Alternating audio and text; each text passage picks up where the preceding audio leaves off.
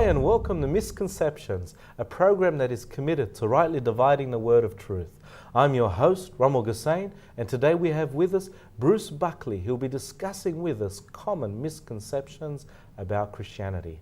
First of all, welcome to the show, Bruce. Thank you, Rommel. Nice to be here. It's a real pleasure to have you come here and give us these talks. Now, the last episode we were able to talk and share a little bit about your personal testimony, your ministry, and what I would like to do this week specifically is talk about a subject which I think we have somewhat popularized in a good way in our society, and that is the subject of idolatry. Now, I was thinking about this in the last few weeks, and there's this show, and I'm sure that you probably would have heard of it, and it's called Idol. And I got nothing against the show, but we've taken this word, this concept, which is quite contrary to God, and now we're telling people, aspire to become an idol, or have idols in your life. So I wanted to have you share some of your insights with us and tell us, first of all, define for us, what is the sin of idolatry? Well, you see, God very clearly, and I'm going to read something in a minute that God says himself that makes it very clear. God, in essence, is absolutely opposed to idolatry. And it's a very strong thing, but there's really good reasons for it. And so perhaps the best way of looking at it is idolatry is putting something or someone in the centre primary place of God himself. It may be actually a good thing in itself, but when it's substituted in the place of God, it becomes a big problem. So the thing itself might not be bad. May not be bad. But it's where you're putting it, the priority of that's it. Right. Okay. Yeah.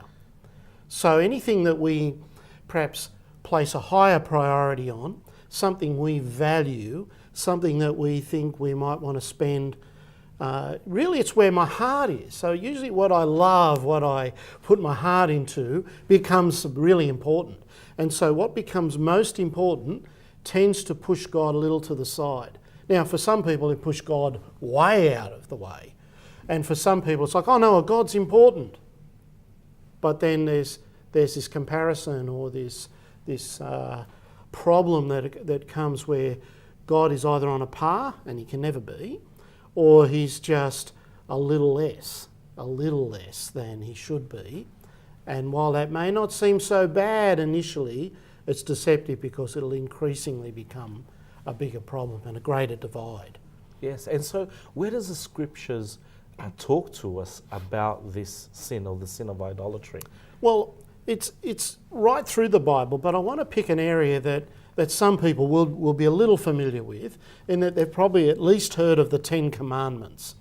And so once the people of God, Israel, were rescued from Egypt and taken away from the slavery of Pharaoh, and they were on their way to this land God had promised Abraham hundreds of years before, on a mountain God gave Moses, who was the designated leader, to here are the 10 words, the key things of how to live in a relationship with God. And so I want to read a couple of them, just the first couple, because they're the ones that touch on idolatry. So let me read to you, and it's found in Exodus chapter 20, and it starts with these words. And God spoke all these words. So these are his words, given to Moses to write down. And God spoke all these words. I am the Lord your God, who brought you out of Egypt, out of the land of slavery. You shall have no other gods before me. It's very clear. Now the second commandment, which I think is linked with the first, has to do with idolatry. Let me read this to you. You shall not make for yourself an idol in the form of anything in heaven above, or on the earth below, or in the waters below. You shall not bow down to them or worship them. For I, the Lord your God, am a jealous God, punishing the children for the sin of the fathers to the third and fourth generation of those who hate me, but showing love to 1,000 generations of those who love me and keep my commands. So right there, God says, no idols. Do not make an idol. And what makes it so wrong when you do have an idol? I mean, you read in that passage there that God describes himself as a jealous God. Yes. And so what's wrong with having other things there? Well, I think the word jealous is a very appropriate word here, because you see, this is about a relational situation. You don't get jealous, I mean, we may get jealous of things, but probably in a purer sense, there's jealousy of another. So, as I shared with you before, I'm married to Helen. And so, if I were to go home and say, to Helen, look, I've found another friend. She's very special. I think she's as special as you are. And so I want to keep as much company with her, and maybe people saying, what, are you having an affair? Now, is it wrong then for my wife to be upset? Is it wrong for her to say, where's the loyalty? Is there wrong to say you made a commitment in marriage? Is it wrong for her to be jealous that I may have found another lover? Definitely, most certainly, yes. And if she wasn't, we'd probably think that's rather unusual, if not really strange. And it really shows that, that God loves us that much that He is so jealous over our affections and our relationship with Him that He doesn't want anything else to come in between. And He has that authority, He has that position because He's our Creator after all, isn't He? Yeah, and see, when you go back to the beginning of creation, when God made Adam and then eventually Eve, He's in this intimate relationship with them. And so He wants to commune with them, He wants to talk with them, and God wants to come, and it even says, walk with them in the cool of the day and come and visit them in a rather special way. And I've often thought, wouldn't it be wonderful if, what if God walked into the studio now? Let's interview God. Let's maybe let Him interview us. Wouldn't that be an interesting concept? And yet, see, Adam and Eve had this relationship, but the Bible teaches that they were made in the image of God. Now, I think idolatry is very closely connected with images.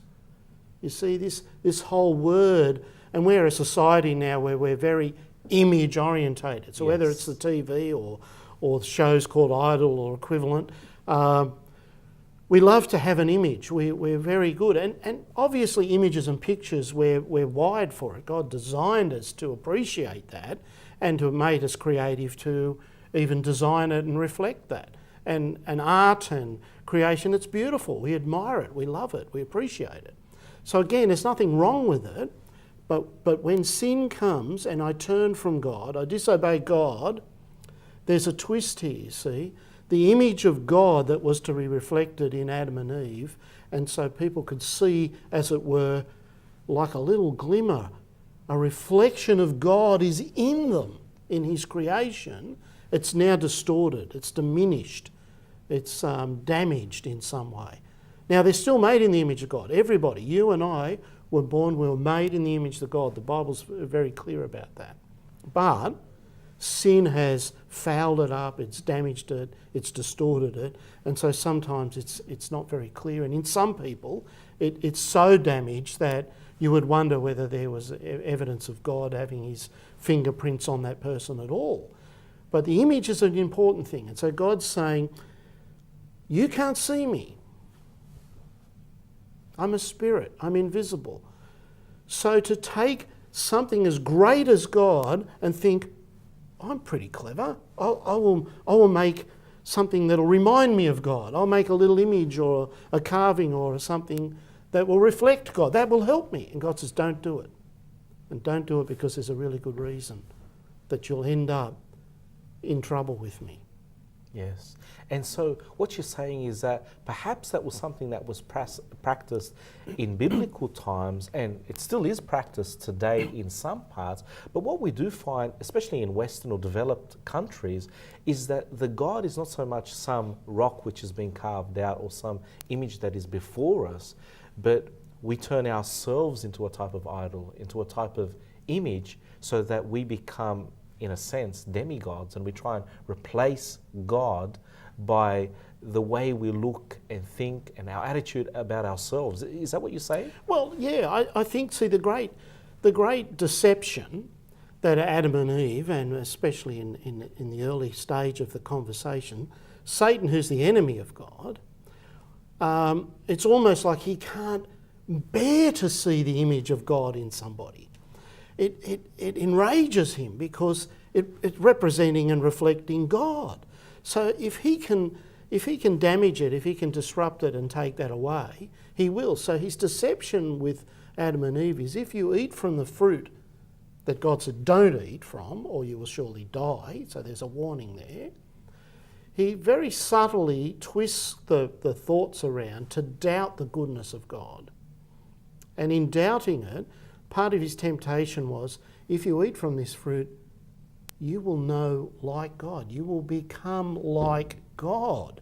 And so there's always this temptation of, can I become like God?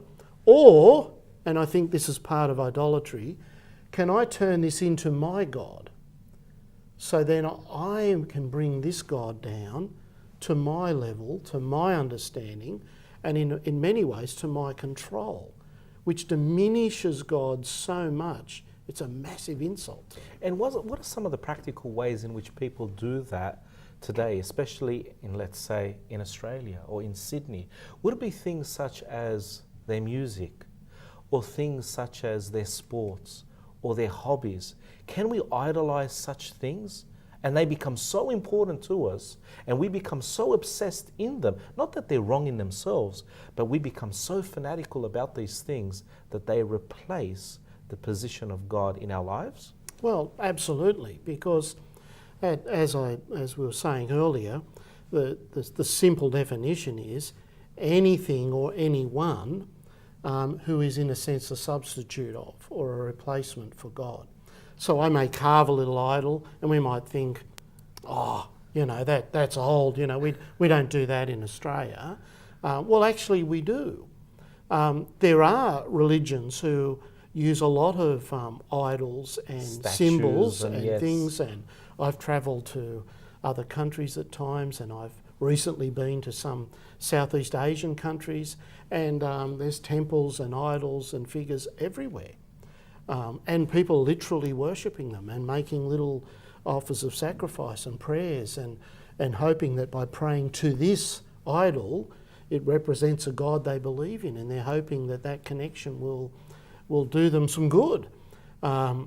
And so it is there. But in Australia, we might say, oh no, we're too sophisticated for that. That's like, those people they're not intelligent, or they're not educated, or they're not sophisticated.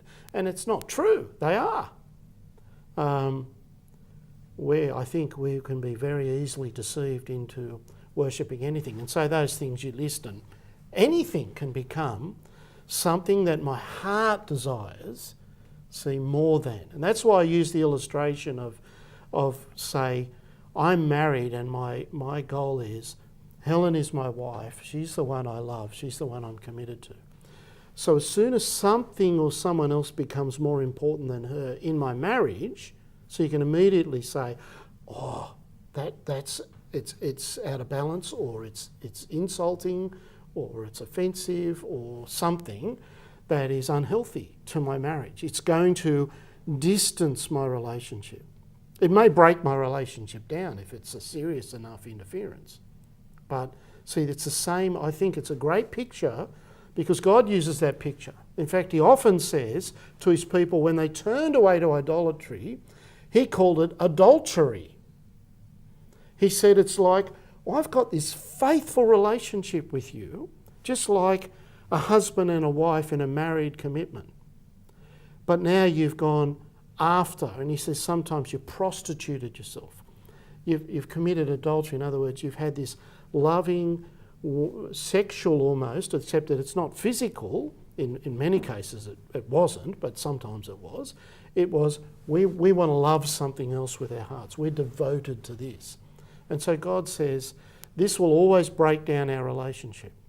So don't do it. I hate it. Just like my wife would say, don't do that, Bruce. I'd hate that if you did that. And it's a good, healthy hatred, because it's hating something bad because you want to see something good maintained. So it's not like God's just got this big rule and he wants to drive us all crazy. And what he's saying is, I have the best interest at heart.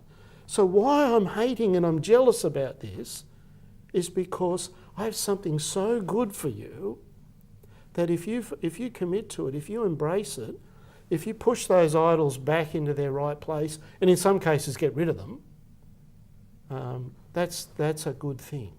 So then that leads me to the next question. What is the attraction about adultery? Well, the attraction about adultery, or idolatry perhaps, if we interchange them a little bit, I guess the attraction in many ways for idolatry particularly is that we're so tempted because God's God and I'm not.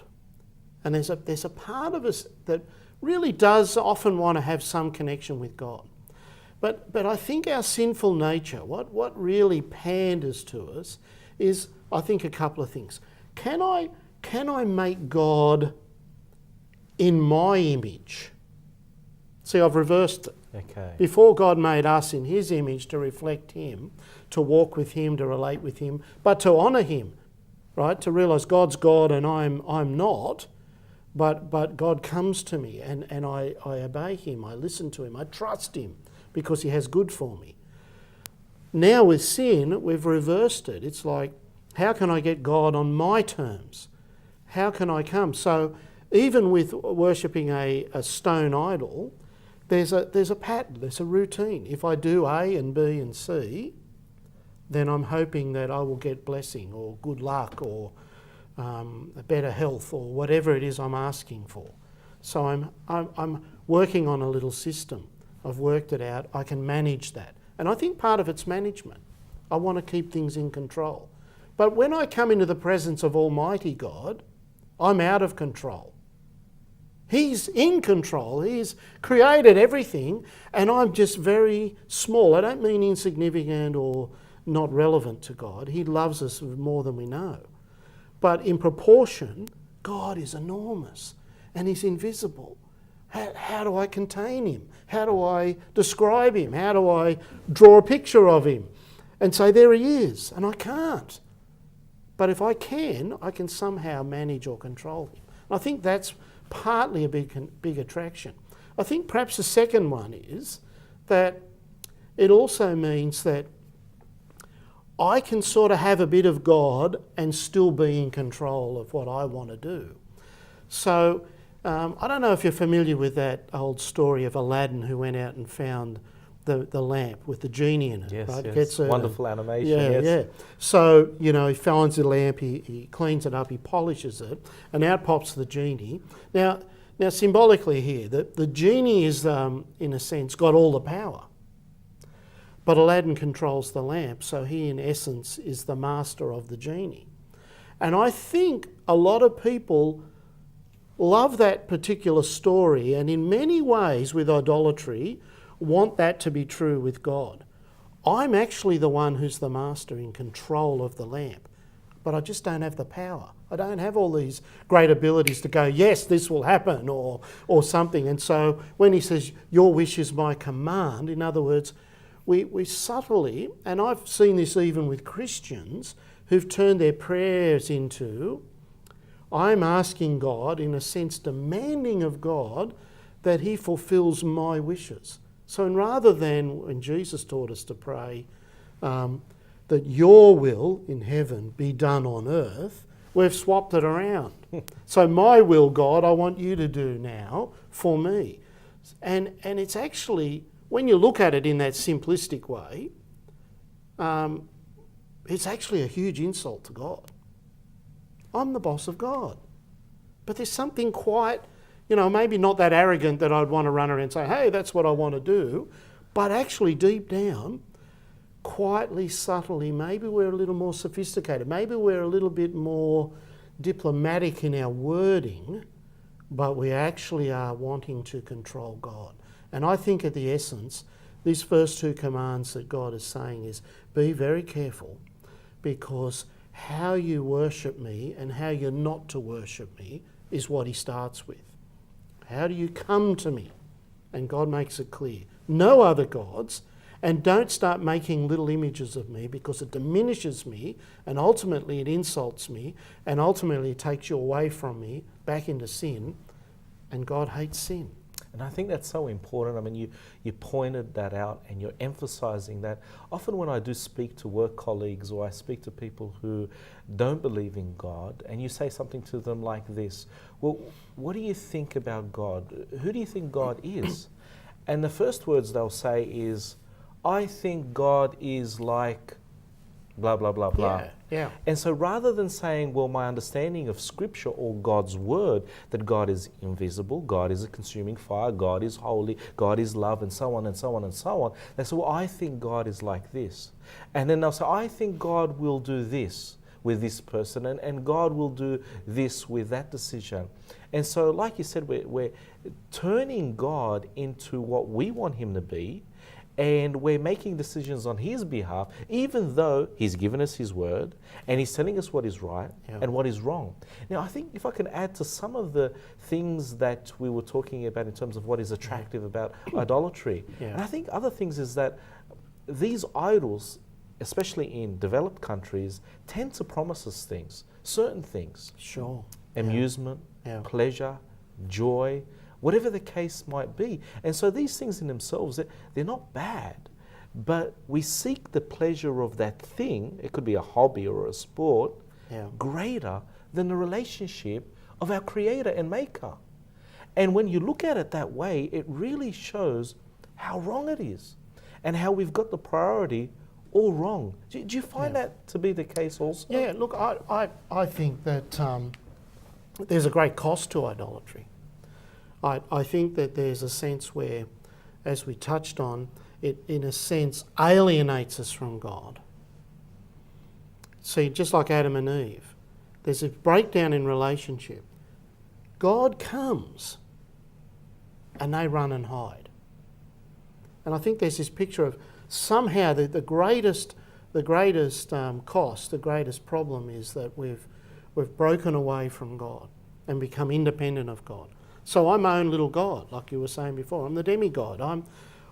And we're subtle about it because we don't want to look selfish. We don't want to look arrogant. Some people don't care that they do, but most people, no, you believe that, I believe this. I'll do my thing. Just respect what I do. Let me do this. But quietly at the bottom of it is there's this self. And so I think that one of the greatest costs is I have no connection really now with God. It's broken away completely. And while I might not notice it immediately, that ultimately and especially eternally, that is a major, major cost. It's going to cost you, because Jesus said the wages of sin, Paul says the wages of sin is death. God said when you eat from that tree you'll surely die. God hates sin. He doesn't play with it. He doesn't just put band-aids on it. He kills it. And he did that with his son, Christ, when he died on the cross. It was about sin, atoning for sin. It's a really big thing. So separating ourselves from God, insulting God is a major problem. It robs us of any real relationship and the life and the resource that we need, that we can find in God. But I think there's another couple of areas too where it affects us. And I think that is... one is how it affects me personally. So if I'm dabbling in idolatry, then I become the centre of life and everything starts moving around me. So my hobby, my sport, my interest, my passion is like, well, I'm allowed to have those. Didn't God make me with desire? Didn't He want me to get excited about certain things? And the answer is, of course. But see, as soon as I say, well, thank you for giving me that, God, but I will choose as to what is the best way to go about that, then I find myself in trouble. It damages my values. And see, as the Ten Commandments go on, God unpacks core things in a relationship with Him and also in a relationship with one another. And when my understanding and my view of God becomes diminished or blacked out, then His values don't become that important and my values diminish. So we look around society and people say to me all the time, oh, why don't we do this? Why don't we do that? I had someone, a neighbour of mine, saying to me one day, not a Christian, but just having a cup of coffee one day, and said, Oh, there's so many problems. There's so many bad things. Everyone doing... Why don't people live by the 10 Commandments anymore? And I couldn't help myself. I just said, how are you doing with them? How are you going with them? Well, he changed the subject and we moved on. Because it's like, yes, we want everyone else to. We want the values to be there, but I want them to be optional. And they can never be. So by turning my eyes from God, distorting that, I distort his character, I distort his values. And values always reflect on my choices and decisions in life. And I believe that's a wonderful thing, like you said, that it not only causes damage to the relationship that we have with God, but it actually hurts us. And so the best thing to do is to be able to turn to God from idolatry. But my question is to you, how do we do that? How do we find the power and the grace to be able to do that, Bruce? Yeah, well, look, I want to read to you a little bit. Can I read a couple of more verses? Now, look, one of the great, a great verse in Hebrews is really helpful to us because in many ways we do need a good image of God. Not to turn it into an idol, but when we want to know what is God like, as you said before, what are his qualities, his character, what is it that's true about him? Well, the writer to the book of Hebrews says this in chapter 1.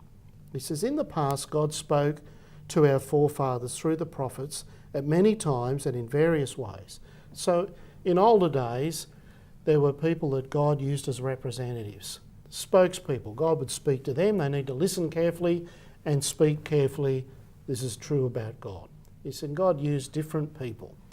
But then the writer says, but in these last days, he's spoken to us by his Son. Now, he's trying to do a comparison here. God has sent his Son. And so often at Christmas time, we pause and remember Jesus, baby, and all the rest, and then we want to examine that, and that's quite a good thing to do. But in the last days, he's spoken to his Son, and then he describes him. Whom he appointed heir of all things. This is God's Son himself. He owns everything. Everything belongs to him. And through whom he made the universe. God's the creator. Through the Son, Jesus Christ. Made everything. The Son is the radiance of God's glory. Here's the radiance. Here's the way to see what's really important. And this Son is the exact representation of his being.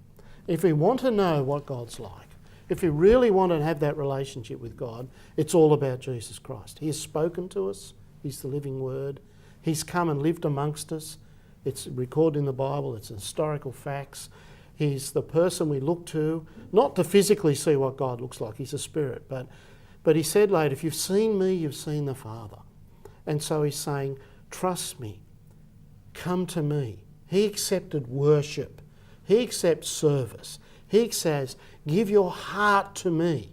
Be passionate about me. Put me as the centre, back in the rightful place as number one in your life. And that is pure worship. That is pure love for God himself. Bruce, thank you once again. We've come to the end of the episode. I feel like these episodes need to go for a couple of hours. It's a wonderful subject. Thank you once again. You're welcome. Thank you. I really hope that you have found this episode to be a challenge to your very own heart. As Bruce was describing to us, the answer is in the Son, in Jesus. He is the one who is able to turn us from idolatry to the true and living God. May the Lord bless these words upon your heart. Please stay tuned for the very next episode of Misconceptions, and goodbye.